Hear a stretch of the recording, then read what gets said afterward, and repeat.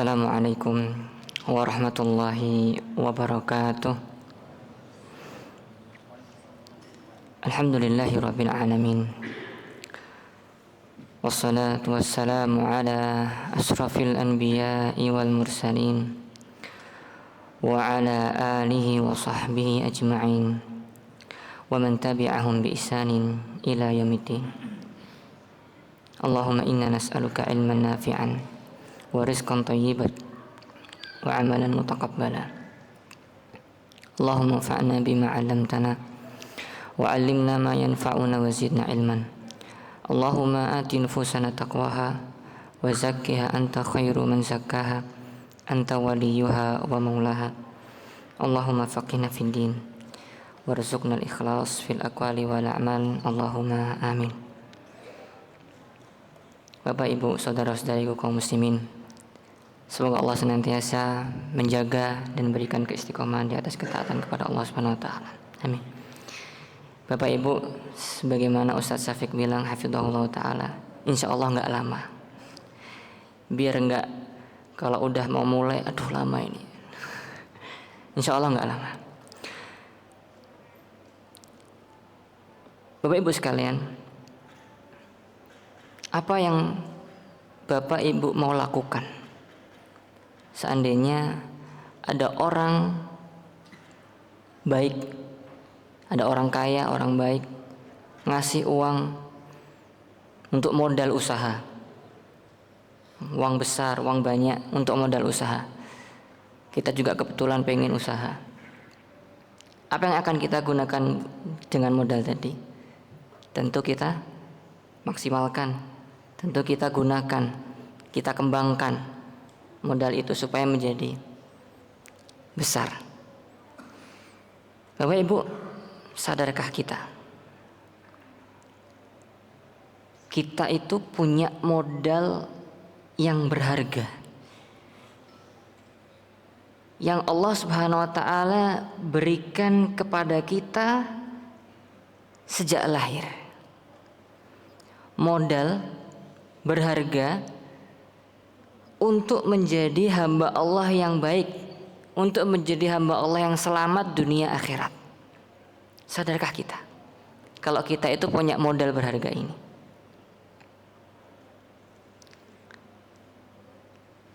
Mungkin di antara kita ada yang tahu jawabannya, atau mungkin ada yang nggak tahu.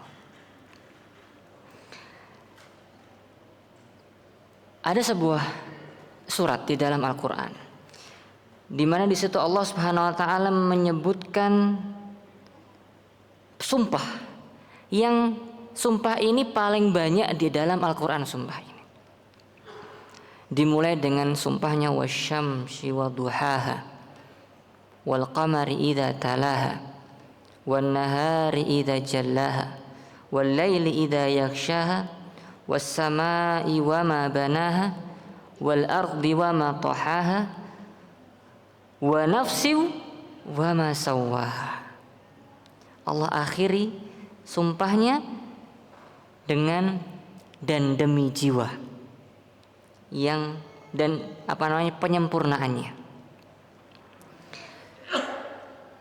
Ibnu Katsir rahimahullah ketika menafsirkan ayat wa nafsi wa ma sawwaha, beliau mengatakan khalaqaha sawiyatan mustaqimah 'alal fitratil qawimah.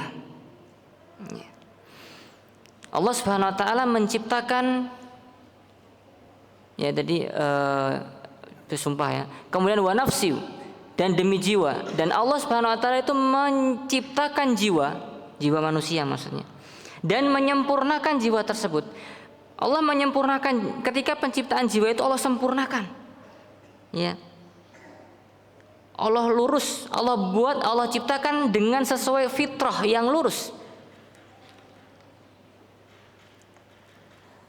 Kemudian Ibnu Katsir menambahkan dalil di dalam tafsirnya itu hadis Nabi Muhammad SAW yang kemarin juga sempat dibacakan oleh Ustaz kita Ustaz Syafiq hafizahullah taala.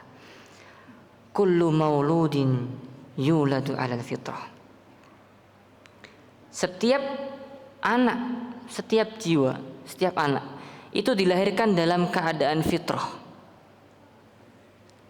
Nah, Bapak Ibu sekalian, inilah modal berharga yang telah Allah berikan kepada seluruh manusia tanpa terkecuali, untuk menjadi hamba Allah yang baik, untuk menjadi hamba Allah yang selamat dunia dan di akhirat nanti. Yaitu apa? Fitrah. Kita semua punya fitrah. Fitrah diciptakan dalam keadaan fitrah, dalam keadaan, di dalam tafsir yang lain juga disebutkan hanif, tauhid, di atas tauhid. Ya.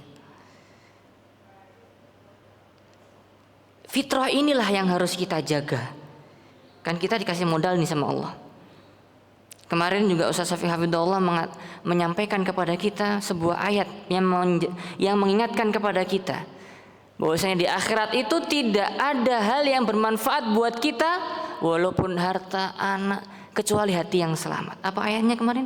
Yauma la yanfa'u malun wala banun illa man atallaha biqalbin salim. Coba kaitkan, korelasikan Bapak Ibu sekalian. Allah menciptakan kita dalam keadaan lurus fitrahnya. Kemudian Allah ingin agar kita menemui Allah Subhanahu wa taala dalam keadaan hati yang selamat. Berarti apa yang harus kita lakukan dalam perjalanan hidup kita dari kita lahir sampai kita bertemu Allah? Apa Bapak Ibu? Kita jaga ini. Kita jaga fitrah yang telah Allah berikan. Hati ini, ya, kita perlu menjaga kebersihan hati dan kesucian jiwa kita, supaya kita apa? Selamat di dunia dan di akhirat. Dan yang kedua, agar kita mendapatkan kebahagiaan, keberuntungan di dunia dan di akhirat.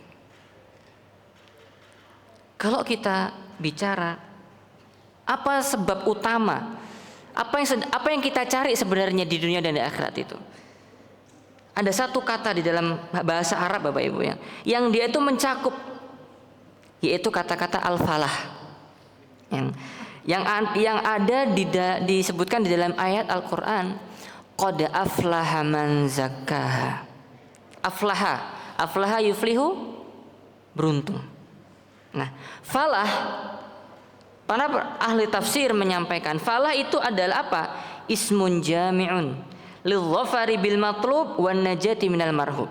Yaitu ada satu kata yang dia itu mencakup segala hal untuk mencapai apa yang diinginkan dan untuk terhindar dari apa yang ditakutkan. Coba kita kalau mencari, apa yang kita cari ini mencakup di al-falah ini. Apa yang kita takutkan sudah mencakup di al-falah ini.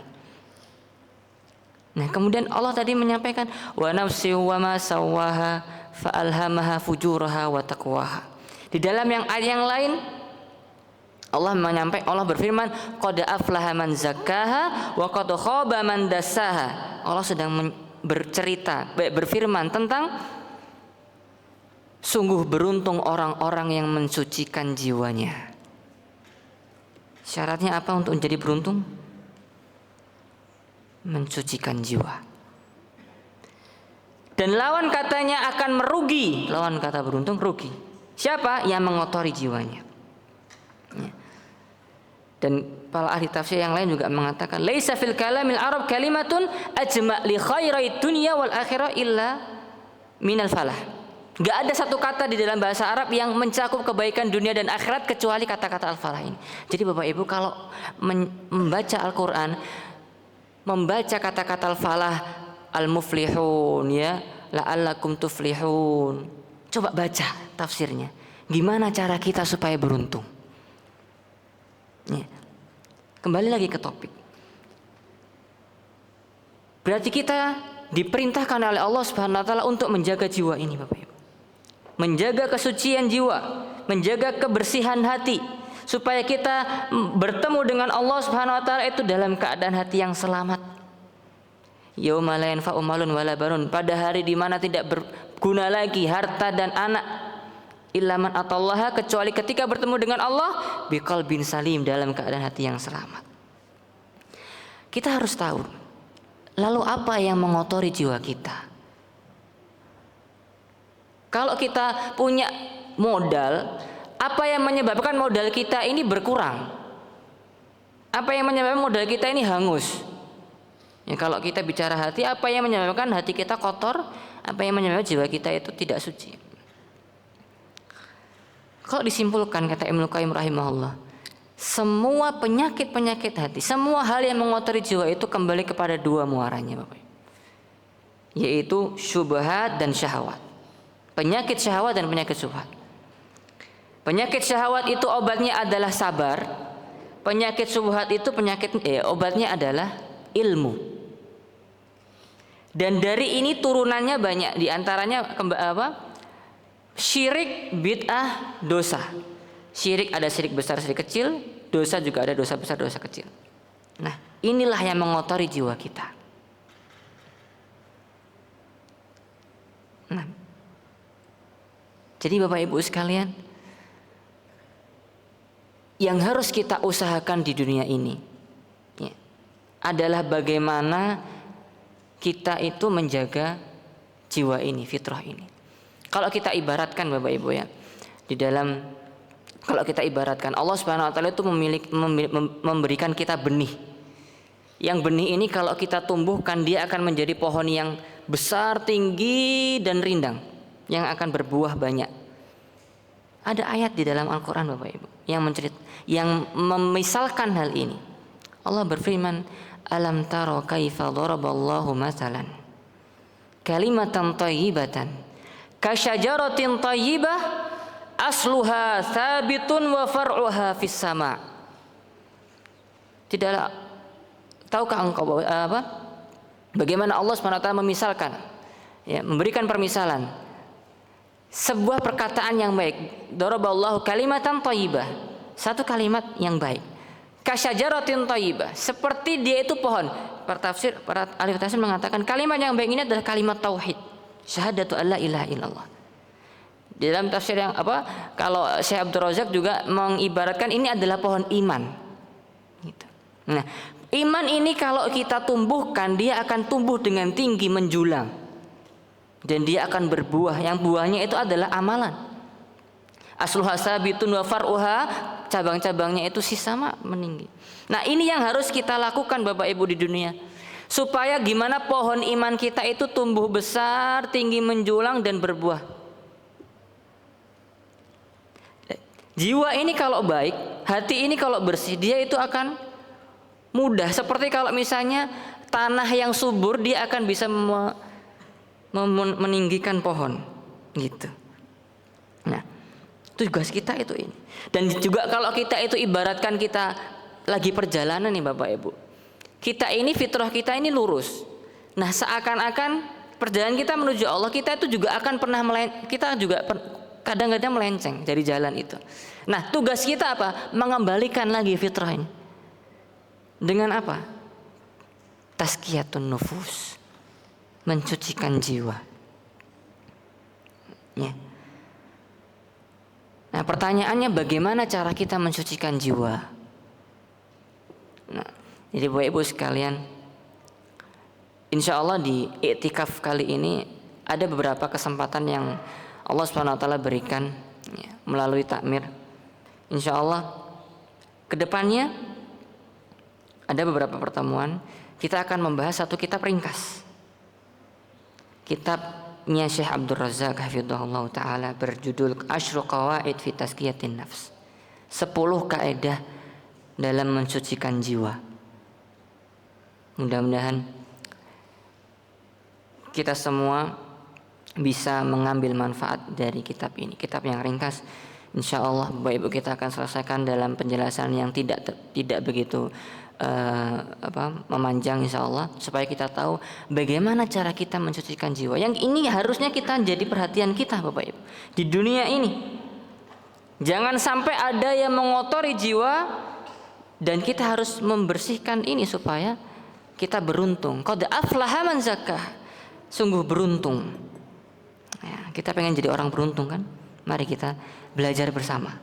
Ya, mari kita belajar bersama bagaimana Allah Subhanahu wa taala telah mengajarkan kepada kita, yang tinggal kita ini mau belajar apa enggak gitu. Bapak Ibu, terakhir sebelum kita tutup, mumpung kita di bulan Ramadan, bulannya Al-Quran, saya yakin Bapak Ibu di bulan ini dekat dengan Al-Quran. Saya lihat Masya Allah banyak membaca Al-Quran. Tapi saya mengajak kepada diri saya pribadi dan kepada Bapak Ibu sekalian, selain baca Al-Quran, pahami maknanya. Al-Quran itu akan lebih bermanfaat Bapak Ibu kalau kita paham maknanya. Minimal baca terjemahannya, lebih maksimal baca tafsirnya, lebih maksimal lagi ikut kajian tafsir, lebih maksimal lagi diamalkan. Itu ya terakhir hasil dari fungsi dari Allah menurunkan Al-Quran. Allah berfirman, kitabun anzalnahu ilaika mubarakun liyadabbaru ayati. Sebuah Al-Quran, ya sebuah kitab yang Allah turunkan yang penuh dengan berkah. Tujuannya untuk apa? Liyadabbaru ayati, supaya kita mentadabburi maknanya. Tadabbur itu maksudnya apa? Kata para ulama, al-wusul ila ma'anihi, ya.